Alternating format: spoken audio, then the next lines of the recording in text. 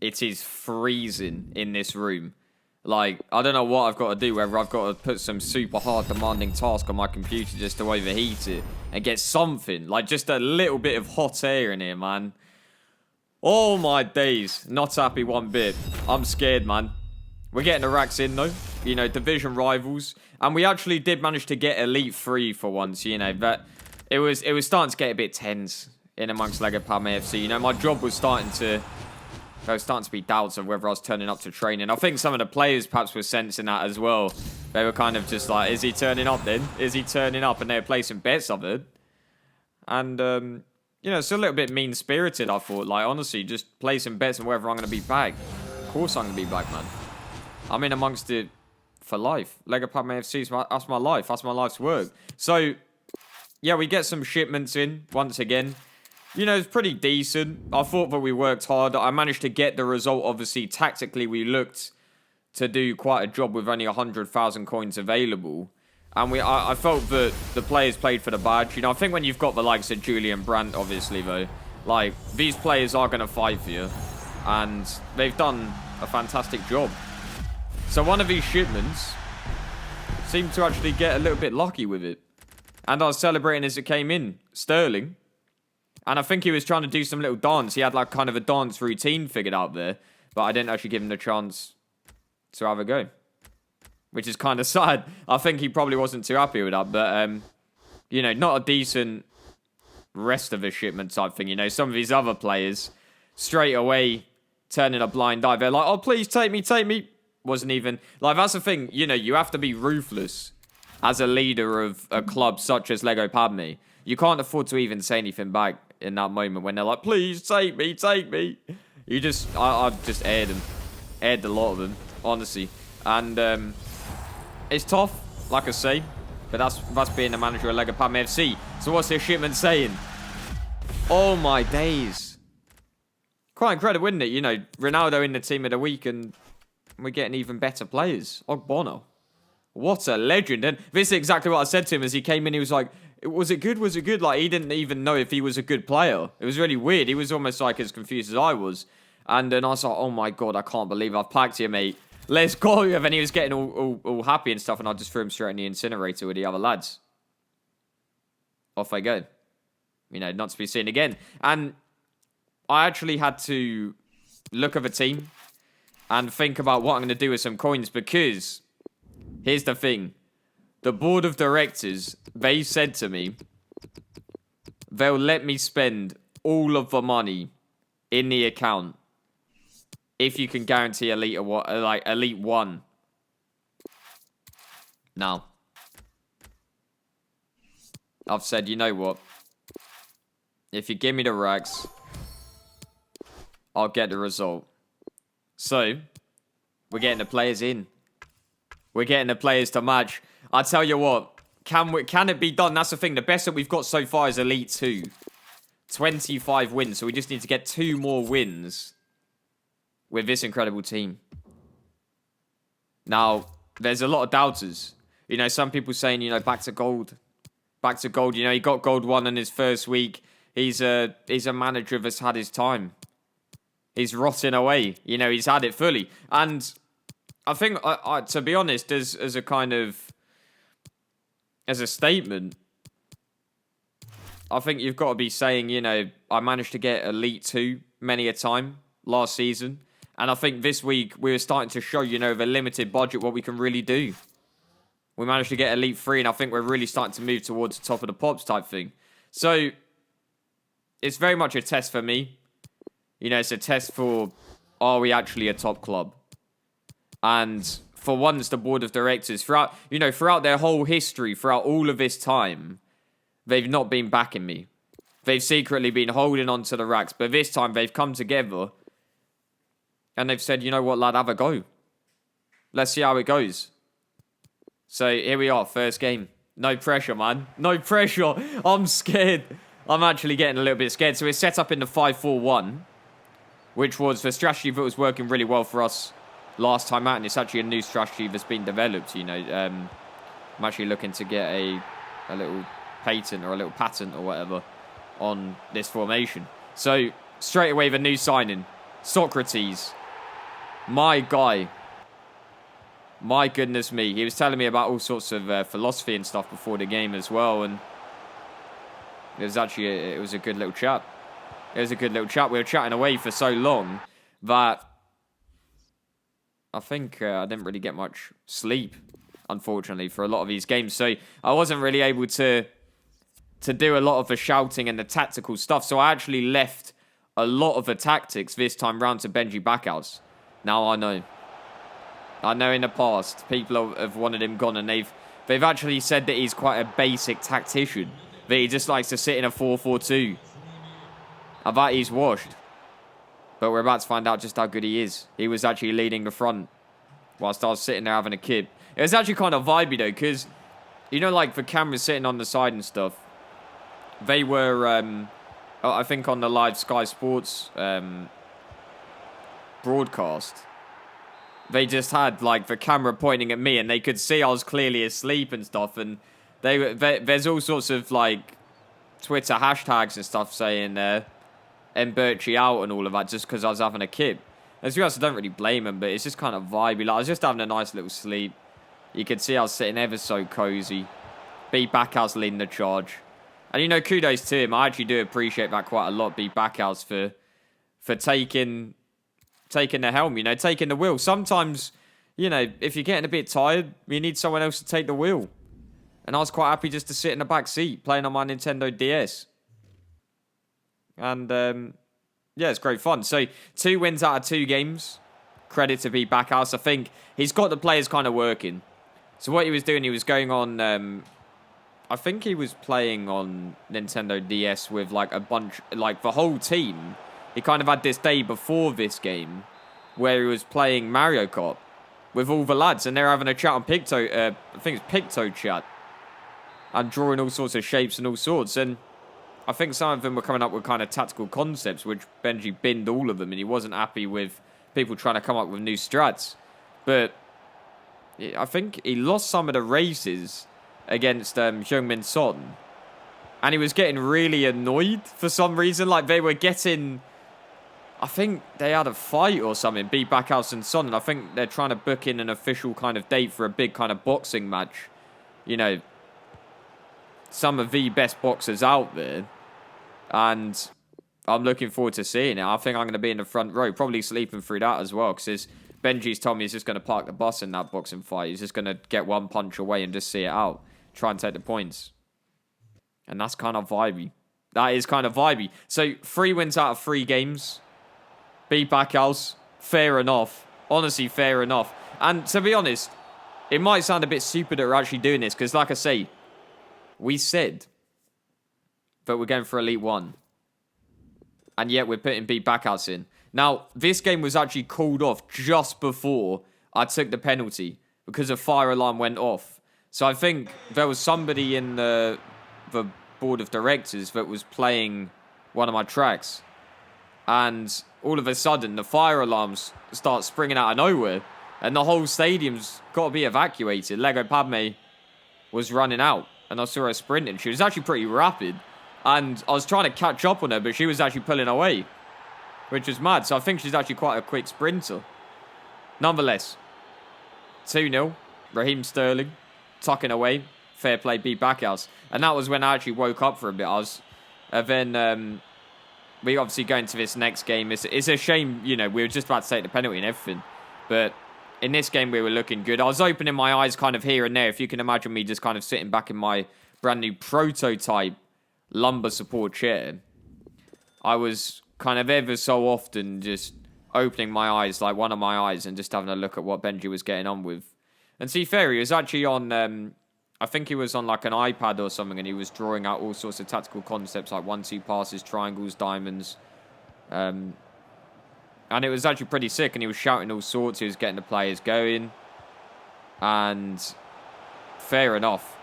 You know, fair enough to Benji. He looked like he was fighting when at least I had my eyes open. So, you know, perhaps I closed my eyes and he was an absolute fraud. I honestly don't know. Hello. Mate, what's just happened? Somebody's cut my mic again. Nah, this isn't funny, man. I swear. That's the thing. You think it's all going well at Lego Padme FC, don't you? And then, you know, you're getting the racks and all of that, and then people still cut my mic. You think this is funny? That's not funny at all, man. Not funny at all. So, my goodness me. We're not doing too bad under Benji Backhouse. And I have to give a lot of credit to him. I have to give a lot of credit. But here's a problem, right? Is that, as good as he's been of a club and all of that, for some reason he's been drinking espressos and like coffee and stuff instead of green tea. And I specifically told him that you need some green tea if you're going to be kind of up there. Like, as a manager, it's just kind of essential, really. If you look at all of the the top managers across all of the top clubs, you'll see their green tea consumption is off the charts, and he's just not listened. He's not listened, is he? You fraud. So you know, I'm not really happy with that at all. But you know, nonetheless, I did find it interesting some of the tactics that he was coming up with. He came up with this kind of really kind of specific passing combination of goalkeeper to centre back to left mid, left back coming inwards, and then passing it back to him, and then passing it to me, the manager, and then giving it to the ball boy. He throws it back in, and all of this rubbish. And I think, you know, he came up with some really interesting strats, but half of it just didn't really get through quality control. So we actually employed Nicholas Breslin, who's been at the club for quite a long time. He's kind of an old-timer. And there's been kind of a lot of press in the past that have criticised him ultimately because a lot of his writing, you know, he's illiterate. So it just isn't any good. But his actual kind of tactical concepts, you know, behind the scenes in terms of the ideas that he's presenting are actually top-notch. You know, they're actually top-notch. And so I've got him involved in kind of a quality of control of the tactics, and I have to say that about 90% of what Benji has come up with tactically has been scrapped. It was awful.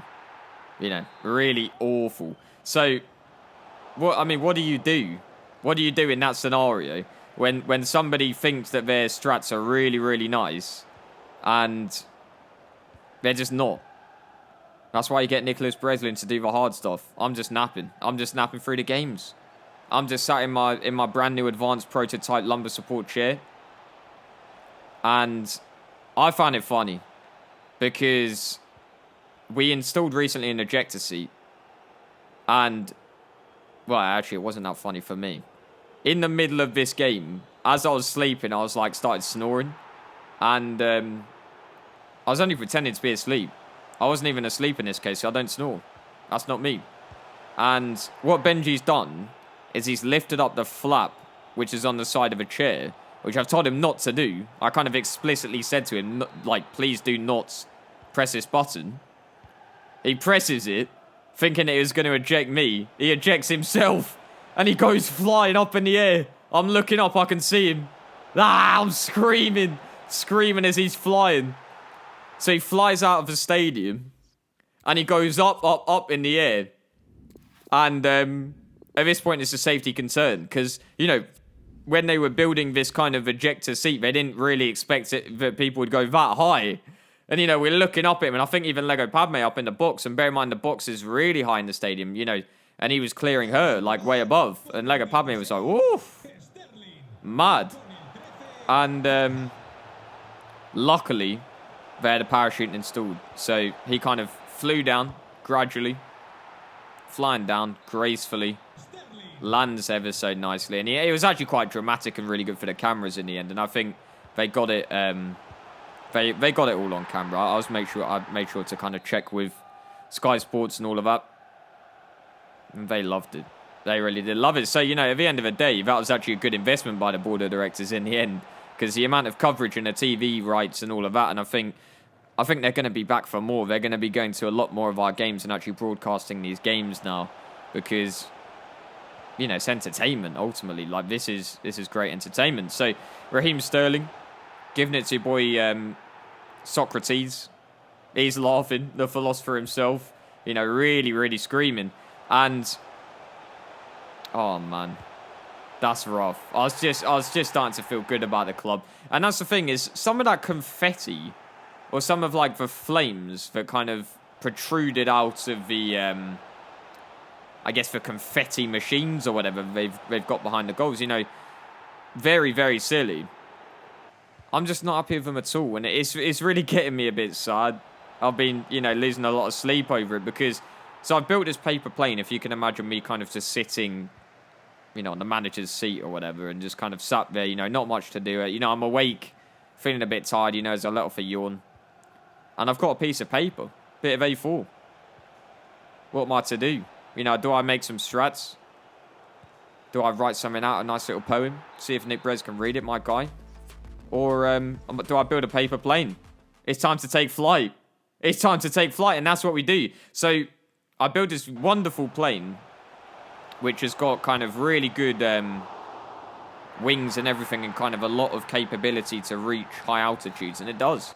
It flies high, and it goes towards the goal. Oh, yes, it does. It goes towards the goal, and it flies over the goal. It zooms. And it goes straight into the flame. Nah. I was crying. I was not happy at all. You know, it's flying through the air, and it lights up. And it's, you know, one of those moments where it's like, oh, don't cry. Don't be a little wussy and all of this. But when that happens, what am I to do? There's just tears in my eyes naturally. Like, it just happens. And the cameras have zoomed in at that moment, and they're adding a narrative to it. You know, they create a narrative. And they've said, it's a club falling apart. Is Mbirchy clueless? Manager seen crying. And that's flown in the press. You know, that's flown. And it's frustrating, man. I feel like crying right now. I'm emotionally compromised. But I don't know what was more frustrating. You know, obviously the press and all of that was really annoying. But ultimately, I just really wanted to see my paper plane reach the high altitudes and really fly high. You know, maybe, you know, if possible, fly higher than Benji Backhouse in the ejector seat. So it's tough. It's a tough loss, that paper plane. You know, won't be coming back anytime soon. So at the same time, we got to set a course for the top. And Benji Backhouse, he's struggling as a manager here. He's struggling. Really, really struggling. And, you know, perhaps it's a lapse in my judgment, putting him as the manager whilst I'm having a kip and just sleeping through the games. I was tired. What can I say? What can I say? I was tired, man. And I couldn't be asked. And yes, I know I promised that I would get Elite 1 and all of that. And the board of directors have been ever so kind to kind of give me the rags. But, man, it's just effort, isn't it? Trust me, it's too much effort. But we managed to claw a win out of this game. I don't know how we did it. B Backhouse, you know, fair enough to the boy. Like, he's actually done a bit of a task here. And I had to congratulate the boy after by giving him a coffee cake. Now, this was actually kind of a bit of a mockery. I did this kind of mocking him in terms of, you know, you haven't taken the green tea and you've taken a coffee instead, so I'll make you a coffee cake to remind you that you're a fraud actually drinking coffee instead of green tea. Now, I didn't expect him to clock it. You know, I've done it as a bit of a laugh and all that, but I didn't expect him to kind of be on that next level of reading the play. So he's read it instantly, and he's at coffee cake, eh? You think you're funny, lad? So he starts like putting some stuff around his hands, like wrapping it around, and he was kind of with a look of intent. And I'm looking at him like, what? Like, relax, like, what's going on here? Puts on some boxing gloves. I think they were 6-ounce gloves, and he starts swinging. And he actually lands nicely on my jaw, and I felt it. And I was like, yo, lad, I don't know about this. So all of a sudden, a ring appears, and we start brawling. We start brawling, man. And then the lights go out. So you can imagine kind of we're in this big stadium, and we're having a boxing fight. And, you know, the lights suddenly go out, and then we hear this music, and it's like, what's that? It's like that little song where it's like, time to play the game, time to play the game, or whatever. And like Triple H comes out of nowhere, and he like does his little finisher move, takes out B Backhouse. We're all laughing, man. And this was basically in our time off type thing of between... It was essentially after we lost our first game of the weekend under B Backhouse. And we needed to kind of, you know, let loose a bit. You know, have a bit of fun. Time to play the game and all of that. It was jokes, man. We were all laughing. Apart from Benji, actually, I think he got his back broken. But, yeah, no, I mean, it was a great laugh. It was a great bit of fun. And I'm looking forward to letting loose again. This time, I think we're actually thinking of... Some people are recommending bowling, but I actually said I'll go one better. Wii Sports Bowling.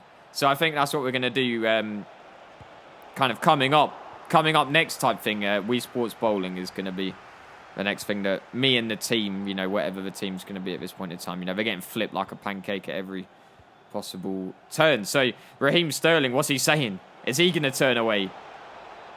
Oh my goodness, that's a bit of footwork if ever I've seen it. Jordi Alba, he goes for the nice little fancy skills. And we're getting the ball kind of rotated, and this is something that Benji Backhouse really loved. He really likes the movement of the ball, and it was something, he said something about, like, he wants this very specific type of ball that just like moves nicer, and that's what he said. And it was actually quite funny. It was quite embarrassing, really, on his behalf. I was embarrassed for him because he was speaking to a bunch of kind of sports scientists and all of this, and there was a lot of science people that were essentially responsible for bringing in new footballs for FUT champions, and they were talking about all the kind of physics behind of it and all of this, and Benji just goes, oh, what a load of rubbish. And he says this to one of the physicists or whatever. And he kind of just says to him, like, I just want a ball that moves nicely. And I was just like, wait, what are you on about, you fraud? And I'm just wondering, right? I'm just wondering. Nah, that ain't funny. That ain't funny. Somebody's cut the mic again. Now, you know, it's like, cut the mic once. Shame on you. Cut the mic twice. Not happy, man. Nicholas Breslin's fault. So, I actually think Heung-min Son's come up with a bit of a banger there.